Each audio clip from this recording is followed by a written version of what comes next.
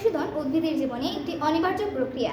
এর ফলে উদ্ভিদের পাতা থেকে বাষ্পাকারে পানি বের হয়ে যায়।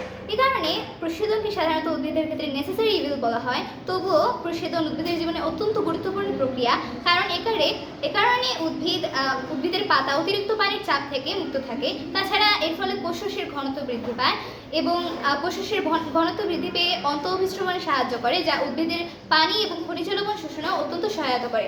তাছাড়া প্রশোধনের মাধ্যমে উদ্ভিদ ঠান্ডা থাকতে এবং পাতার আর্দ্রতা বজায় রাখতেও সহায়তা করে।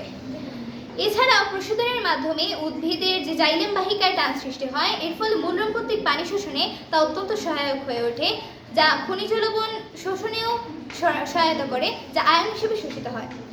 তাছাড়া আমাদের প্রশোধনের যে সালোক সংশ্লেষণ প্রক্রিয়া বা শ্বসন প্রক্রিয়া, তা আমাদের পরিবেশের ক্ষেত্রে অত্যন্ত গুরুত্বপূর্ণ ভূমিকা পালন করে, কারণ এক্ষেত্রে পাতার বাষ্পাকারে বেরিয়ে যাওয়া পানি বৃষ্টিপাত ঘটাতে অত্যন্ত সহায়তা করে, যা আমাদের পৃথিবীর জন্য অপরিহার্য।